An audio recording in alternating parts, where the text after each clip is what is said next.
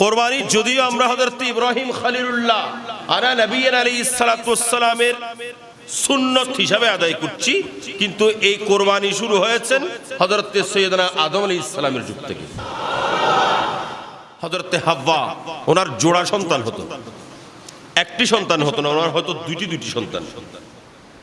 এক জোড়ার মধ্যে ছিলেন হাবিল, হাবিলের সঙ্গে জন্ম লিবার, আর কাবিলের সঙ্গে জন্ম আকলিমার। আদম আলাইহিস সালামের শরীয়তের নিয়ম, প্রথম জোড়ার সঙ্গে দ্বিতীয় জোড়া, দ্বিতীয় জোড়ার সঙ্গে প্রথম জোড়া বিয়ে হবে, তৃতীয় জোড়ার সঙ্গে চতুর্থ জোড়া, চতুর্থ জোড়ার সঙ্গে তৃতীয় জোড়া বিয়ে হবে। এখন হাবিলের সঙ্গে লিবার জন্ম, কাবিলের সঙ্গে আকলিমার জন্ম, তাইলে হাবিল বিয়ে করবেন আকলিমাকে আর কাবিল বিয়ে করবেন লিওয়াকে, এটাই হলো নিয়ম। কিন্তু আকলিমা ছিলেন বেশি সুন্দরী। এখন কাবিল বলে, না, আমি তো আমার ভাগের সুন্দরীটাকে ছেড়ে দিয়ে আমি কালোটাকে বিয়ে করতে পারি না, আমি আমারটাকে বিয়ে করব। আদম আলাইহিস সালাম বলে, এটা তো শরীয়তের নিয়ম না। আচ্ছা, এক কাজ করো, আমি একটা তোমাদেরকে সিদ্ধান্ত দেই, এটা হলো তোমরা কোরবানি করো।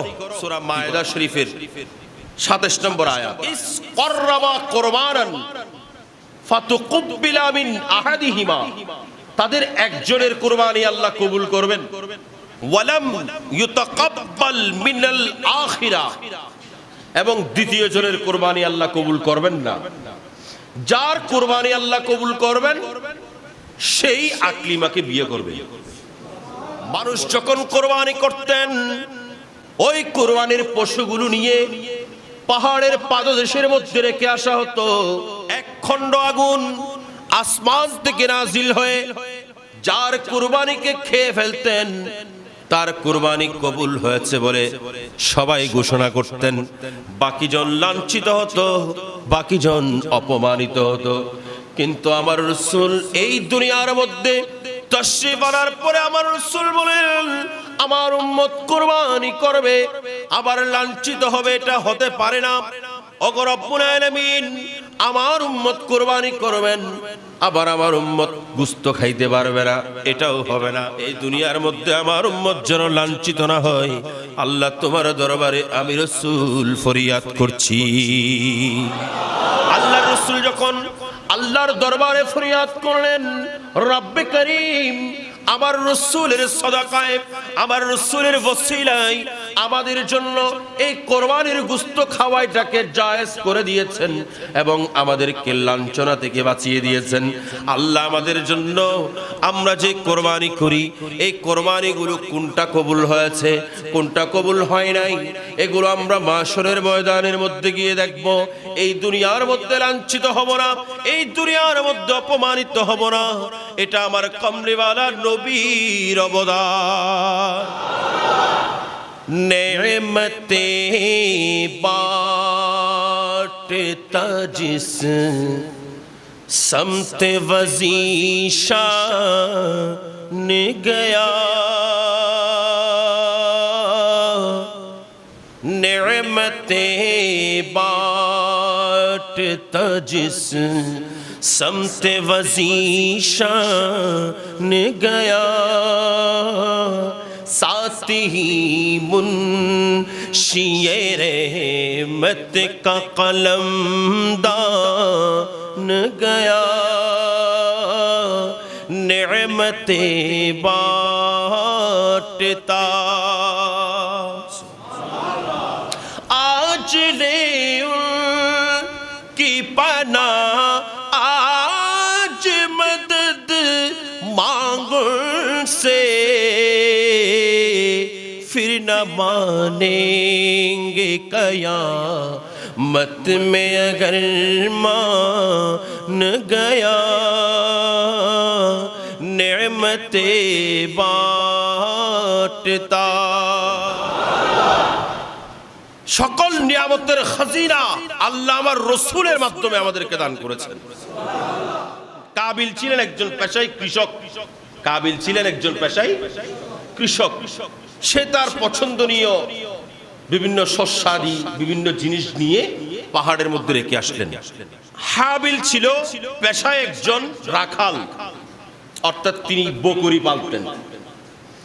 তিনি ওই বকরির পাল থেকে একটা একেবারে মোটা তাজা সুন্দর বকরি নিয়ে তিনি পাহাড়ের মধ্যে বেঁধে আসলেন। দেখতে দেখতে হঠাৎ করে আসমান থেকে আগুন আসলো। আগুনে সেই হাবিলের ওই বকরি ছাগল ওইটাকে ওই জন্তুটাকে খেয়ে ফেললো। ওই কাবিলের সবকিছু পড়ে আছে।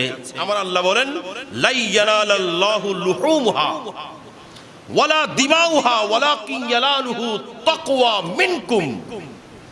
তোমাদের মধ্যে কার কতটুকু তাকওয়া আছে আমি আল্লাহ সেটাই দেখি মাত্র। তোমাদের কোন গরুর গোশত বেশি, কত গরু জবে করেছো, কিভাবে জবে করেছো, এগুলো দেখি না।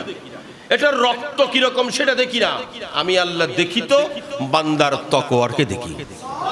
তাফসীরে ইবনে কাসিরের মধ্যে লিখতেছেন হাবিল আগে থেকে কি ছিল? পরহেজগার ছিল, যার কারণে হাবিলের কোরবানি আল্লাহ কবুল করেছেন। কোরবান করতে হলে আগে কি লাগবে? তাকওয়া লাগবে। কি লাগবে বলেন?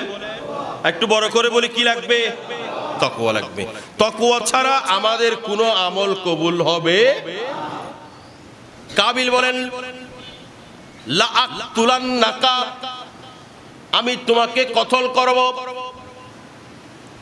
হাবিল বলেন ইন্নামা ইয়াতাকাব্বালুল্লাহু মিনাল মুত্তাকিন, আল্লাহ মুত্তাকি ছাড়া কারো কুরবানি কবুল করে না। এভাবে বলতে বলতে ওই কাবিল কি করলেন? হাবিলকে জবে করে দিয়েছেন, হাবিলকে খুন করে ফেলেছেন। নাউযুবিল্লাহ। হাবিলকে ওই কাবিল কোরবানি করে দিয়েছেন, জবে করে দিয়েছেন। তো আমি বলছিলাম কোরবানি এটা নতুন কিছু না, কোরবানি এটা পুরাতন বিষয়। কিন্তু এই কোরবানির মধ্যে সবচেয়ে গুরুত্বপূর্ণ হলো আমি যে কোরবানি করছি এই কোরবানির মধ্যে আমার তাকওয়া আছে কিনা, আমার পরহেজগারিতা আছে কিনা। যদি পরহেজগারিতা আপনার ভেতরে না থাকে তাহলে এই কোরবানির কোনো দরকার। কোরবানি করার জন্য আমি পশু ক্রয় করেছি, এখন মকসদ কি হবে?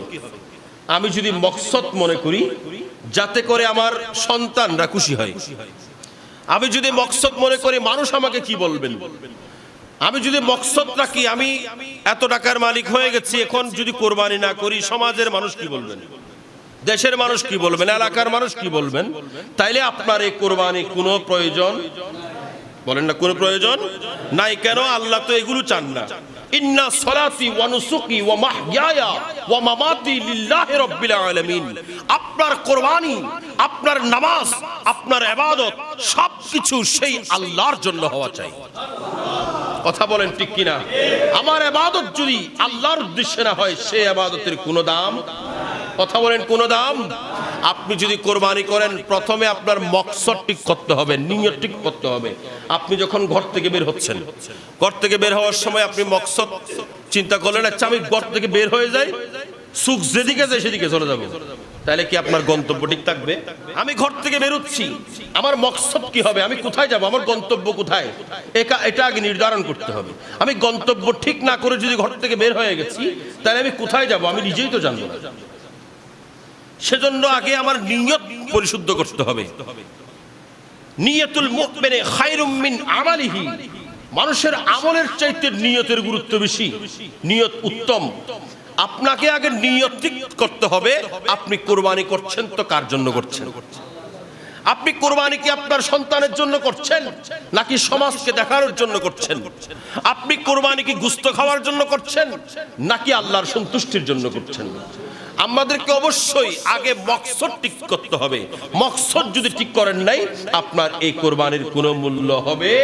কোরবানির গরু কেনার সময় কিন্তু একটা জিনিস মনে রাখতে হবে, আমার সঙ্গে যিনি মনে করেন আমি একা কোরবানি করতে পারছি না, আমাদের চট্টগ্রামের বাইরে যারা আছেন ইনারা তো এখান থেকে কোরবানি করতে বেশিরভাগ মানুষ যায়, তো ইনারা অনেকে 7 জনে কোরবানি করেন, অনেকে 5 জনে কোরবানি করেন, আছে না সিস্টেম আছে, ওইখান থেকে চলে যান ওনারা গিয়ে কোরবানি করেন।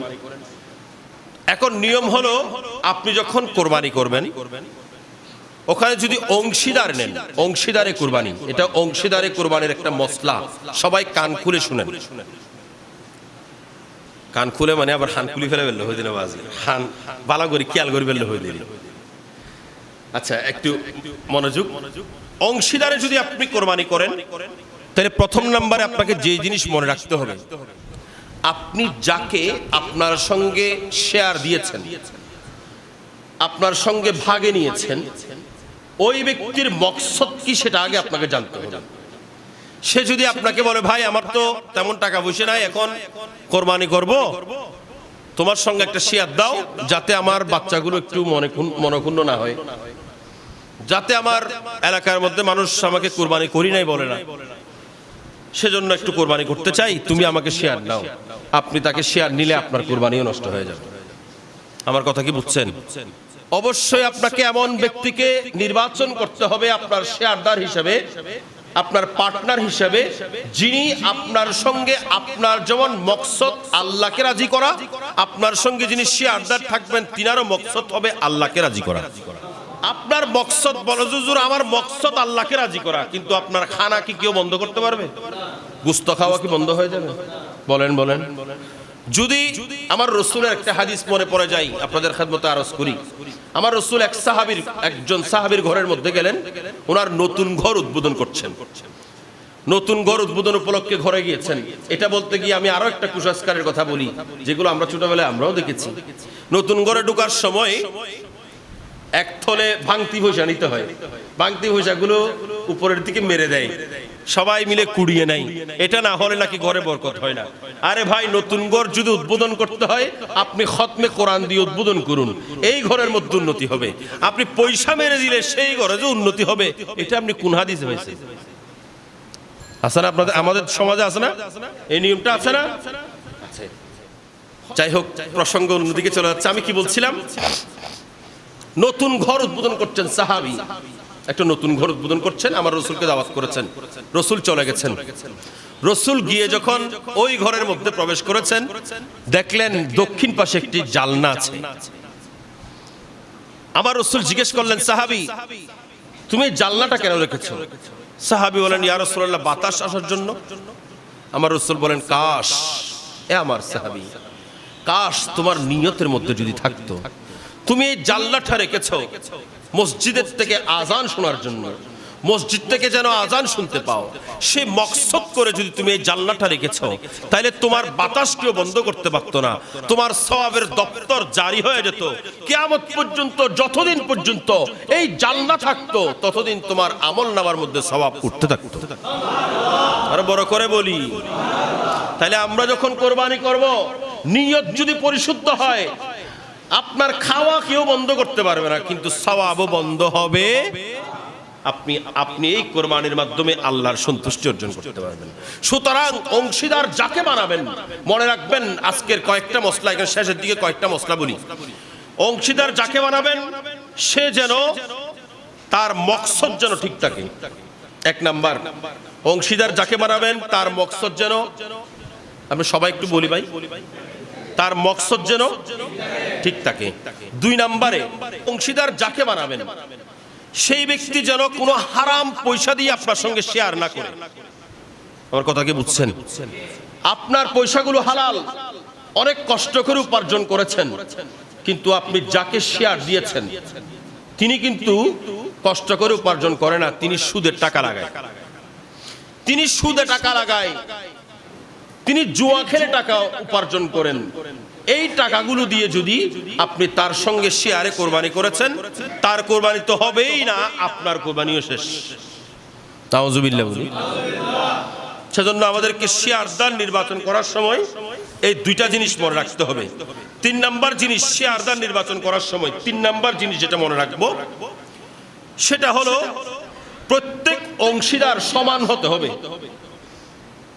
যেমন আপনি যদি 1 ভাগ নিয়েছেন, আপনার জন্য এটা পরিশুদ্ধ, ঠিক আছে। 2 ভাগ নিয়েছেন, ঠিক আছে। 3 ভাগ নিয়েছেন, ঠিক আছে। কিন্তু আপনি যদি বলেন আমি 2.5 ভাগ, আপনি 3.5 ভাগ, তাইলে হবে না, তাইলে হবে। এটা হচ্ছে ফতোয়া আলমগীরের ফতোয়া। যদি আপনি 2.5 ভাগ নেন, তাকে 3.5 ভাগ দেন, তাইলে এই অর্ধেককে ভাগের জন্য আপনার অংশীদারি শুদ্ধ হবে না, আপনার কোরবানি পরিশুদ্ধ হবে না। নামাজ পড়া সহজ বাবা, কিন্তু কোরবানি করা কঠিন আছে। এগুলো কেন অনেক মশলা জানতে হবে। আরেকটা হলো আপনি কয়েকজনে মিলে কোরবানি করার জন্য মনস্থ করেছেন, অনেক মুরব্বীরা আছেন বলে যে বাজি হতে মরে যায় হইতে পারি একা এই বছর কোরবানি কিনে একটা আর পকেটের পয়সা দিয়ে করি, আছে না? আমার পকেটের পয়সা দিয়ে কোরবানিগুলো করি। এখন তিনি কোরবানির জন্য আপনার সঙ্গে শেয়ার নিয়েছেন, আপনার সঙ্গে শেয়ার নেওয়ার পরে কোরবানির দিন আসার আগে উনি মারা গেছেন। এখন আপনি শেয়ারটা যে নিয়েছেন, শেয়ার দিয়ে কোরবানি পশু কিনেন আর না কিনেন, আপনাকে এটা জবে করার আগে, অর্থাৎ আপনাকে কোরবানি করার আগে আগে ওনার ওয়ারিস যারা আছেন, ওনার উত্তরাধিকারী যারা আছেন, ওনাদের অনুমতি নিতে হবে। অর্থাৎ আপনি যদি কোনো একজন মানুষের সঙ্গে শেয়ার করেছেন কিন্তু তিনি মারা গেছেন, এখন কি করবেন? এখন আপনাকে আগে ওনার ওয়ারিসগণ থেকে এটার অনুমতি নিতে হবে। ওয়ারিসগণ যদি অনুমতি দেয় তাহলে আপনার কোরবানি পরিশুদ্ধ হবে, নয়তো আপনি ইনাদের সঙ্গে কথা বলে ইনাদেরকে টাকা পরিশোধ করতে হবে, নয়তো আপনার কোরবানি পরিশুদ্ধ হবে। কোন একজন মৃত ব্যক্তি কোরবানি পশুর মধ্যে উনি ওসিয়ত করে গেছেন, উনি ওসিয়ত করে গেছেন যে আমার পক্ষে কোরবানি করবা, এই কোরবানি আমার পক্ষ থেকে আমি তোমাদেরকে করার জন্য নির্দেশ দিয়ে গেলাম, ওসিয়ত করে গেলাম। এখন ওসিয়ত যিনি করে গেছেন, ওসিয়ত করা গোশত কিন্তু আপনি খাইতে পারবেন না, তখন আপনি এটাকে দান করে দিতে হবে। কি করতে হবে? দান করে দিতে হবে। বেশি সামনের দিকে যাচ্ছি না, ইনশাআল্লাহ বাকি মশলাগুলো আমরা আগামী জুমার মধ্যে ইনশাআল্লাহ আলোচনা করব।